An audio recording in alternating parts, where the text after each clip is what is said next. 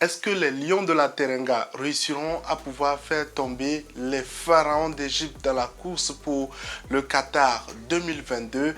Question importante qu'on se pose au moment où les deux sélections vont se rencontrer en double confrontation. Quelles sont les chances des Sénégalais et quels sont les aspects sur lesquels il faudrait vraiment miser? On en parle justement dans cette vidéo.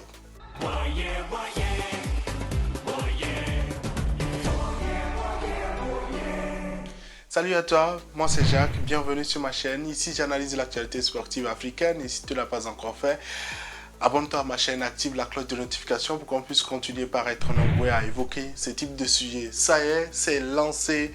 Les sélections africaines qui sont encore en course pour obtenir un billet pour Qatar 2022 vont entrer dans la dernière phase, notamment celle des barrages. Les rencontres aller-retour permettront donc de désigner les prochains représentants du continent.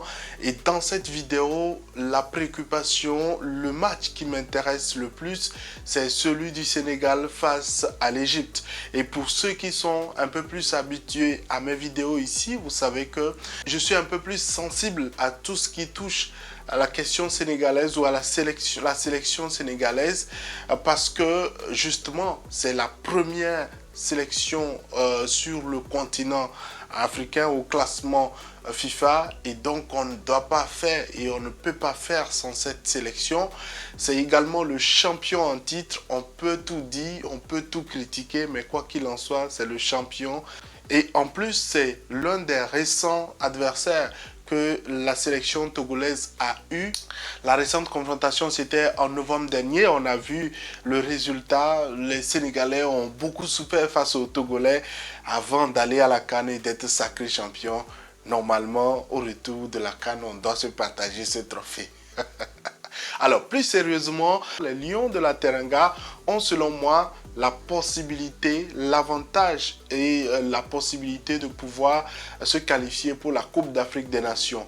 Il y a plusieurs arguments qui vont en faveur de la sélection sénégalaise, au-delà de mon cœur qui bat pour cette sélection parce qu'étant quand même un grand regroupement de gros talents sur le plan international, mais il faut quand même remarquer que entre la défaite de l'Égypte lors de la finale de la Coupe d'Afrique des Nations et cette double confrontation, il n'y a que quelques semaines. Et donc le traumatisme de cette défaite en finale de la Coupe d'Afrique des Nations reste toujours dans les têtes de ces joueurs qui, pour la plupart, ont participé à la récente Coupe d'Afrique des Nations. C'est un argument important sur lequel peut se baser le Sénégal et pouvoir psychologiquement avoir un ascendant sur son adversaire. Et également, l'autre aspect, c'est que vous êtes champion en titre. Vous savez, vous êtes champion d'Afrique et vous devez à tout prix assumer ce rôle de champion. Et donc, en rentrant sur le terrain, que ce soit au match aller ou au match au retour, les joueurs de la sélection sénégalaise sauront que normalement, on doit proposer le football le plus cohérent du continent. On doit proposer le jeu le plus plaisant du continent et ce qui doit permettre vraiment de pouvoir légitimer un tant soit peu le sacre à la récente Coupe d'Afrique des Nations.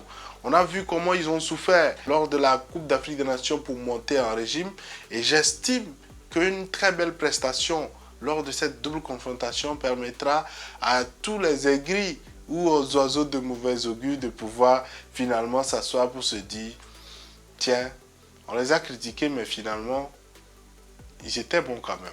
Le sélectionneur ou tout le staff de la sélection sénégalaise peuvent également profiter de la dynamique positive dans laquelle eux-mêmes se retrouvent depuis le sacre de la Coupe d'Afrique à la Coupe d'Afrique des Nations parce qu'on a vu comment Aliou Cissé avait été largement critiqué avant le début de cette Coupe d'Afrique des Nations et même au début, pendant même jusqu'en demi-finale, je pense, il a essuyé, lui et son staff, ils ont essuyé beaucoup de critiques avant de pouvoir confirmer à la finale. Et après cette finale, comme par magie, le trophée a calmé toutes les critiques. Et même après la sortie de la liste pour cette double confrontation, c'est vrai, il y a eu des remarques et tout cela, mais il n'y a pas eu trop de grandes critiques comme ce à quoi on a assisté avant la Coupe d'Afrique des Nations. C'est une réelle opportunité aujourd'hui pour Aliou Cissé de montrer l'aile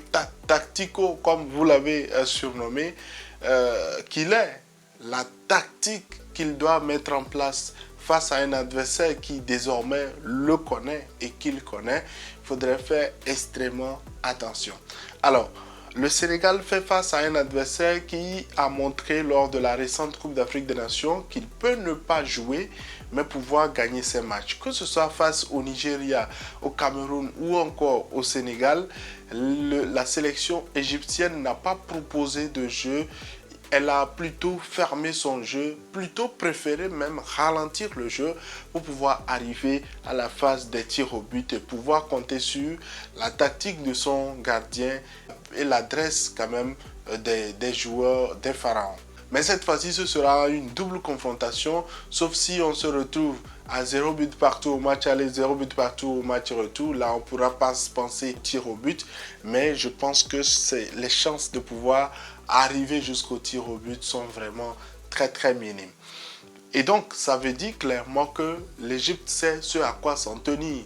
L'Égypte sait qu'il va falloir désormais s'ouvrir, que ce soit au match aller ou au match retour, pour pouvoir atteindre les objectifs. Ça veut dire également que les Lions de la Teranga, la sélection sénégalaise, devrait forcément réussir à pouvoir proposer un jeu plus audacieux. Ils doivent forcer l'adversaire à pouvoir sortir et ils doivent imposer leur rythme. Pour moi, la sélection sénégalaise a toutes les qualités dans tous les compartiments pour pouvoir imposer le jeu qu'il veut à l'adversaire.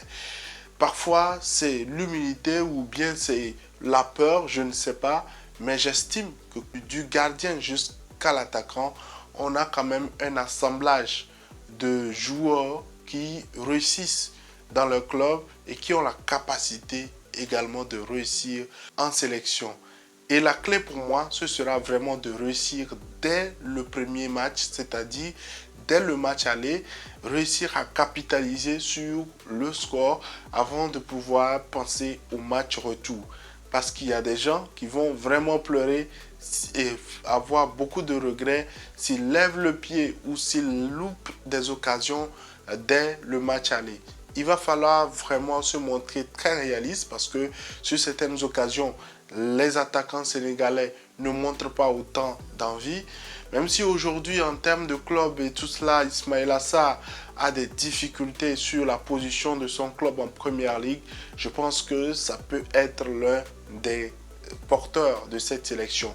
Le retour également de Sabali peut obliger maintenant Bouna Sarr à élever encore son jeu pour pouvoir garder son poste de titulaire qu'il a pris dès son arrivée en sélection en l'absence de Sabali. Alors, quel est selon toi le favori entre le Sénégal et l'Égypte? Est-ce que selon toi, le champion en titre réussira à confirmer lors de cette double confrontation, même si on n'est plus en Coupe d'Afrique des Nations, mais plutôt dans la course pour le Qatar 2022? J'attends ton commentaire et si tu ne l'as pas encore fait, abonne-toi à ma chaîne pour qu'on puisse continuer par évoquer ce type de sujet. À la prochaine.